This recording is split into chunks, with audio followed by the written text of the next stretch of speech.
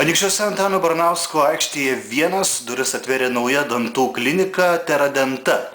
Kalbame su gydytoja odontologė ortopedė, uždarosios akcinės bendrovės Teradenta direktorė Karolė Kugienė. Sakykite, kodėl nusprendėte Anykščiuose atidaryti dar vieną dantų kliniką? Rodos, kad Anykščiuose tokių paslaugų yra pakankamai nemažai. Labą dieną.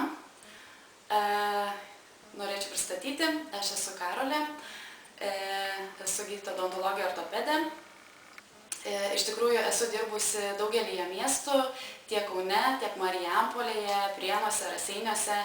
Ir iš tikrųjų dirbau privačiose klinikose, kur buvo gana aukštas lygis, naujos technologijos.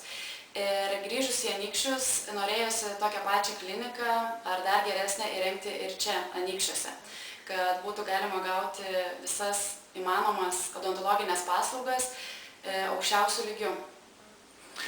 Be abejo, jūsų dantų klinika pasiūlys anykštėnams kažką išskirtinio.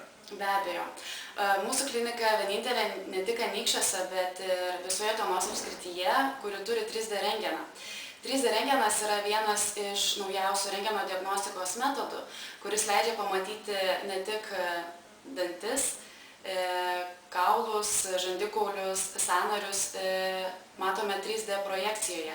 Tai leidžia labai tiksliai matyti, koks yra susirgimas, bet ir labai tiksliai leidžia suplanuoti visą gydymą. 3D rentgenas dažniausiai yra naudojamas implantologijos procedūrose, kadangi tai leidžia gydytojui įvertinti kaulo storį, tankį, tūrį, kiek kaulo yra likę iki nervų ar sinusų. Ir virtualiai labai tiksliai leidžia suplanuoti visą tolesnį gydymą, o tai leidžia maksimaliai išvengti komplikacijų tikimybės. Teko girdėti, kad siūlysite labai platų paslaugų spektrą. Taip, iš tikrųjų mūsų klinikoje teiksime visas odontologinės paslaugas, pradedant nuo paprasto plombavimo, endodontinio gydymo iki sudėtingų chirurginių procedūrų, tokių kaip implantavimo į bedančių žandikaulius. Ko gero, lankantis pas odontologus labai svarbu, kad aptarnautų pakankamai aukštą kvalifikaciją turintys specialistai. Ar tokių turite? Taip, daugelis mūsų specialistų yra baigę savo srities rezidentūras. Tai reiškia, kad jie yra gydytojai odontologai specialistai, kurie specializuojasi būtent savo srityje. Tai reiškia, kad jie puikiai išmano savo darbą. Mūsų kolektyvas yra gana jaunas, tačiau tai tikrai nėra kliūtis, kadangi mūsų kolektyvas labai aktyviai dalyvauja mokslinėje veikloje, važinėja įvairias konferencijas. Šiuo metu mūsų chirurgas Paulius dalyvauja konferencijoje Brazilijoje, tai labai laukiam, kada grįš ir tikiuosi jo žinias pritaikyti praktikoje. O kokios kainos? Ar tai bus brangios paslaugos? Iš tikrųjų, kainos yra ir visada bus konkurencingos.